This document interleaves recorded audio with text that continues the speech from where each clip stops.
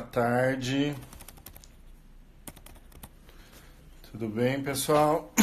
A Mônica entrou, tudo bem, Mônica? Gabi, tá aqui no curso. Tudo jóia, pessoal? Andresa. Muito bem. Maravilha. Boa tarde, pessoal. Vocês estão me escutando? Dá para me escutar bem? Tá tudo tranquilo? Boa tarde, Angélica.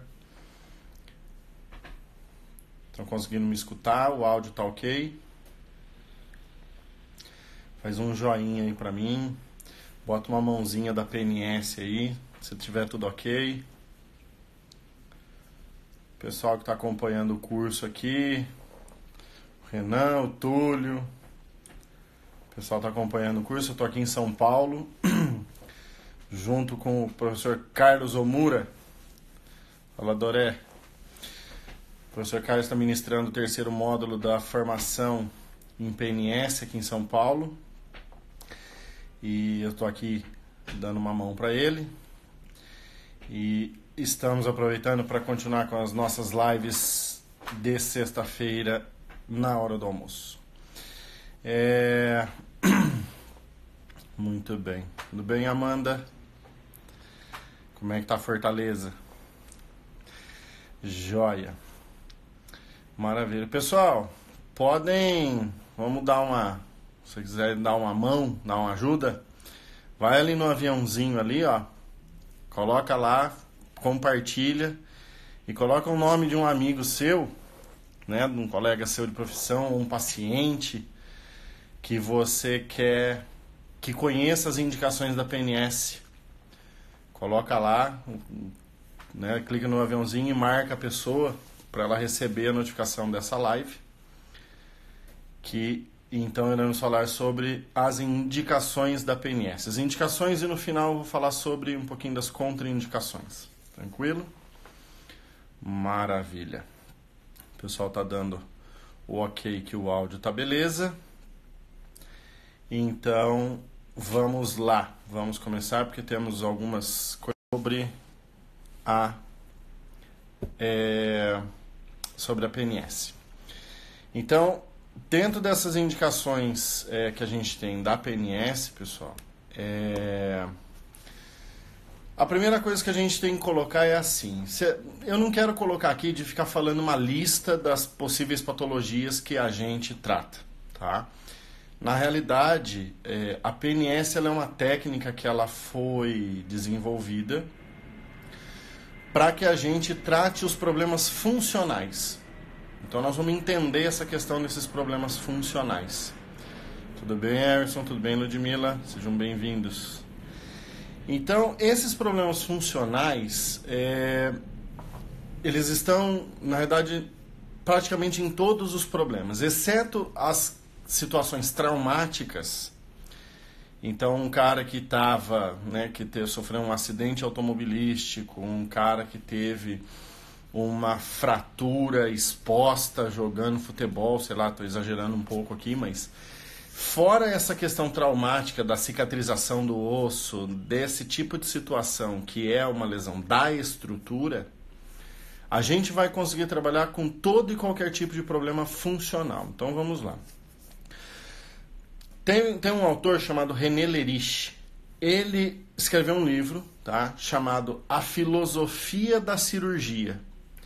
Isso ele escreveu nos anos 30, nos anos 40, tá? Dentro desse contexto desse livro, o que ele coloca, né? Ele tem uma frase que fala assim, ó: tudo vem dos problemas funcionais. Até mesmo os quadros orgânicos cirúrgicos têm o seu início por uma alteração funcional. Ou seja, até mesmo aquela lesão, até mesmo aquela lesão estrutural, aquele desgaste estrutural, que é então uma patologia estrutural, uma patologia orgânica, ele está acontecendo por uma alteração da função.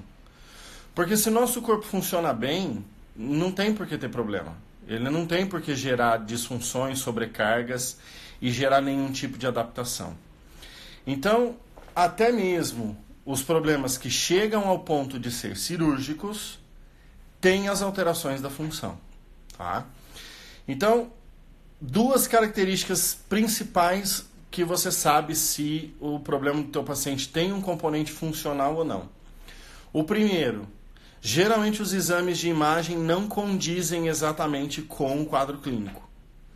Então você tem lá um exame de imagem, mostra lá, por exemplo, uma ruptura parcial do supraespinhoso. Só que ao repouso o paciente não tem dor. Então, apesar da ruptura parcial de um supraespinhoso, a ruptura está presente. Existe um componente inflamatório por causa dessa cicatrização, mas mesmo assim ao repouso o paciente não tem dor. Ou seja, ele não tem sintoma. O sintoma vai aparecer quando? Quando ele faz a movimentação. Ele vai diminuir a amplitude, ele vai ter dor, ele vai ter menos força. E isso são características funcionais. Então, até mesmo num quadro de uma lesão estrutural, a gente tem que olhar a parte funcional. Quanto deste problema do paciente que está na estrutura é um componente funcional? Às vezes a gente acredita que por ter o problema estrutural, e a gente vai tratar com as técnicas adequadas para essa lesão estrutural, se você não recorrer à normalização da função, você demora mais o seu tratamento, você tem a chance de, às vezes, não conseguir recuperar como deveria, e a função após a recuperação dessa lesão não vai ser a mesma. A função que ele vai ter depois. Então, essa é a base do trabalho do fisioterapeuta, que é reabilitar a função. É devolver a função para o indivíduo. Tá? Então, essa é a primeira característica. Os exames de imagem não condizem com a parte clínica. Apesar de ter lá na imagem que tem uma ruptura, quando está em repouso não aparenta como uma disfunção. E uma segunda característica importante que complementa é que os sintomas eles vão estar ligados a algum movimento, a alguma postura ou alguma posição que esse paciente fique. Então, pensa numa hérnia de disco. O paciente tem um disco deslocado, tem lá uma protusão discal, tem um abaulamento discal, tem até, por vezes, a própria extrusão discal. Ao repouso, ele não tem dor. Ou seja, esse disco que se desloca, ele é uma alteração estrutural. Porém, o que faz o paciente apresentar os sintomas é quando ele tenta fazer aquele segmento que está disfuncional, quando ele tenta fazer aquele segmento funcionar. E aí o corpo avisa de que tem algum problema, de que tem alguma coisa errada e que ele não deixa, então, fazer a função por completo. Então, num problema até mesmo de uma ruptura de supra, num problema de uma protusão discal, grande parte, na verdade a maior parte do problema é funcional. Então a gente tem que entender esses contextos todos. Para isso a gente tem que lembrar das características da nocicepção. Então, assim, é o processamento neural do estímulo nocivo. Então, quando eu tenho lá uma tendinite por uma sobrecarga do supraespinhoso, eu tenho uma nocicepção. E ela só vai ser mais evidenciada ao movimento. Então, o problema não está na estrutura. A sobrecarga que aconteceu, a disfunção, a inflamação, até mesmo a ruptura, ela está porque o ombro está funcionando errado. Você está sobrecarregando. É aquilo que sobrecarrega, desgasta. Então, existe esse componente funcional. Uma vez que você recupera esse componente funcional, você acaba melhorando. Isso no nervo sensorial, né? Então, no neurônio sensorial é onde eu vou ter dor. Se eu estou falando de um neurônio motor, por exemplo, eu vou falar da perda da função motora, que é, então, também a mudança, a alteração do tônus dos músculos inervados por aquele nervo. Eu estou falando da questão da condução neural, que é diminuída, e eu estou falando da latência, que é a resposta que o nervo vai dar a partir do estímulo. Então, ele demora mais. E tem vários estudos que mostram isso. Então, eu separei 3 aqui, que são bem clássicos, que são assim: existe uma grande ligação da alteração, da recuperação após um entorse, após uma disfunção do nervo fibular profundo. Quando a gente faz um movimento de inversão, a gente estira o nervo fibular profundo. Tem a lesão do ligamento? Tem. Tem a lesão lá das outras estruturas? Tem. Tem o componente articular? Tem. Mas tem esse componente do estiramento neural. Esse componente do estiramento neural vai fazer com que a gente tenha uma diminuição da função desse nervo. Ou seja, a ativação muscular não vai ser a correta, a percepção sensorial dele não vai ser correta. É o paciente que depois da recuperação do tecido, né, da recuperação do ligamento, persiste com dor, persiste com alteração do tônus. Então, essa função neural, ela é extremamente importante a gente conseguir adaptar, fazer a correção, para que a gente tenha uma melhora significativa no quadro do paciente. Um outro estudo que é bem característico por exemplo, na fasciite plantar. É um estudo que mostra que a dor que um paciente sente na fáscia plantar, né, na região da fáscia plantar, e a característica que ele tem na mudança do tônus dos intrínsecos do pé, depende, né, e está ligada a uma alteração da função do nervo calcâneo medial, que é um ramo do nervo tibial posterior. Então, a disfunção deste nervo leva a uma sensibilização daquele nervo. E a sensibilização gera uma nocicepção e dor. Então, o paciente vai sentir dor no dermátomo correspondente, que é na fáscia plantar, na região da fáscia plantar. Então, vários quadros de fasciite que não melhoram com a caracterização da liberação de face e tudo mais, provavelmente, né, e a maioria dos casos acontece assim, que é uma disfunção neural do calcâneo medial. Outra situação, tendinite de glúteo, tá? Geralmente a tendinite de glúteo médio, ela acaba acontecendo por uma sobrecarga do glúteo médio. Que em cada passo que a gente dá, eu preciso que esse glúteo médio se ative para estabilizar minha pelve durante a fase, né, de balanço. Agora, se eu tenho uma disfunção do nervo glúteo superior, eu tenho uma alteração da função do glúteo médio. Ele não está fazendo a função que ele deveria e vai se sobrecarregar. E nisso pode gerar, então, uma tendinite. Ou seja, todos esses quadros que, no final das contas, vão ter uma característica de inflamação na estrutura, de desgaste ou o que quer que seja, começaram por uma alteração da função. E essa função ela está muito ligada com a parte neural. Porque é a parte neural que faz com que a condução motora aconteça e a melhor condução sensorial aconteça. Então a gente tem que pensar muito nessa função neural do nosso corpo para que a gente consiga ter resultados interessantes.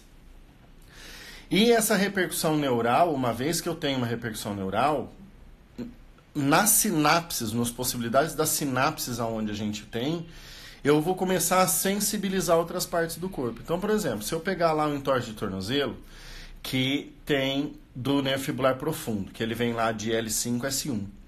Se eu sensibilizo L5-S1, eu vou ter, então, uma sensibilização na sinapse a nível medular. Ali em S1 é onde a gente tem o início do parasimpático sacral. Ou seja, um entorse de tornozelo pode sensibilizar a inervação parasimpática sacral e levar a um desarranjo autonômico, a um desequilíbrio autonômico. Sinais de desequilíbrio autonômico começam primeiro por dor aumentada, por baixa no limiar de sensibilidade.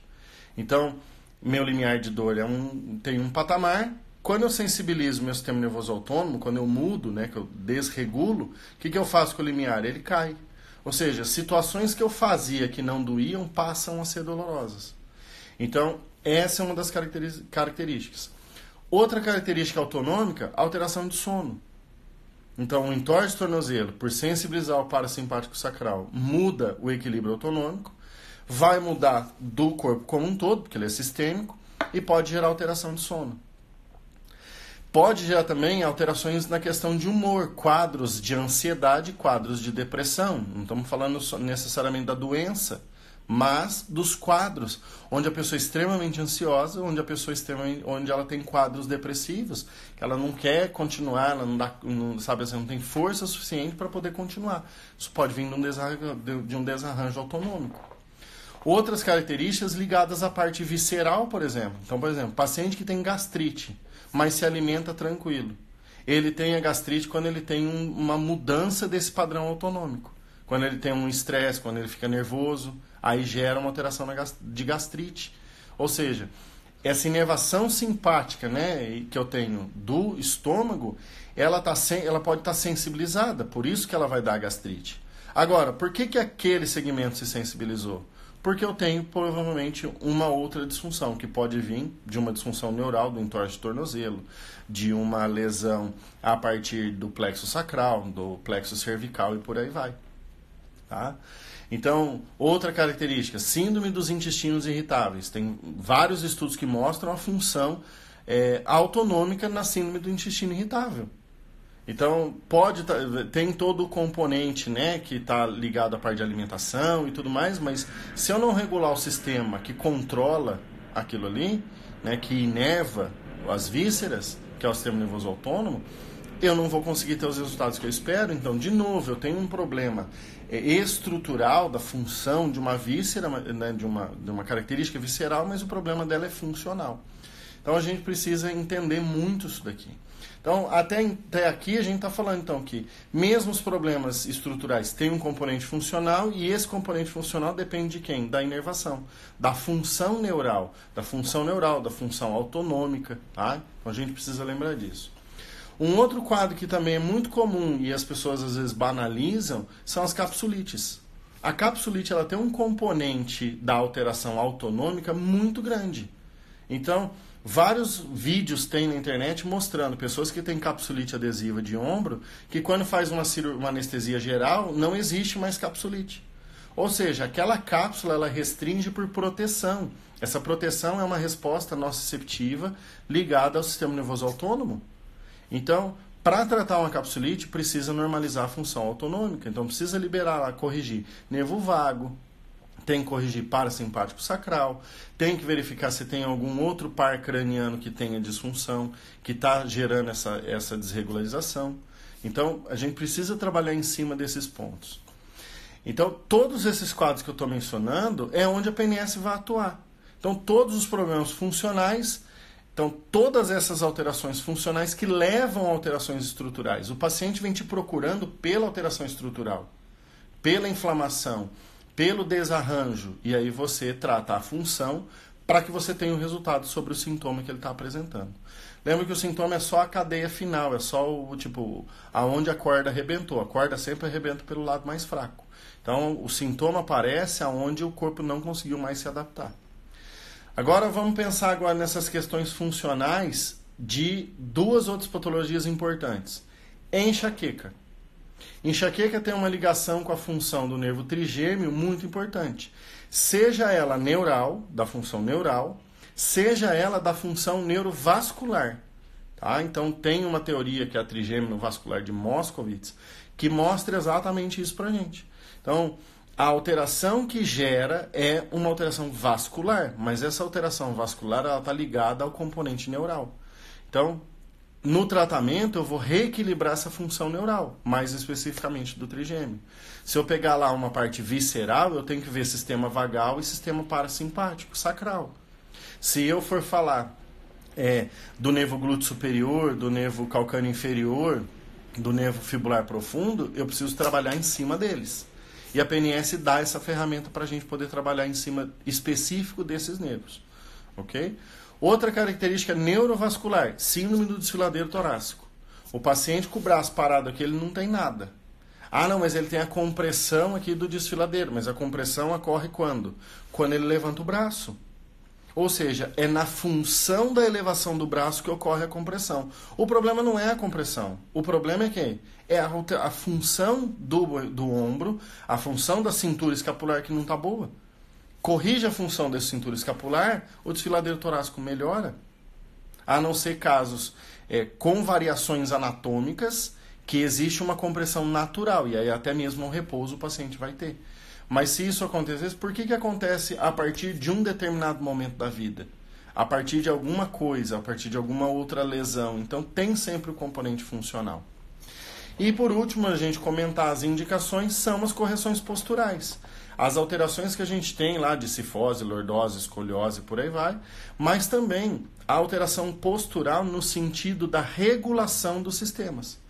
Então, quando eu trabalho essa melhora da função de todos os sistemas, os sintomas eles desaparecem.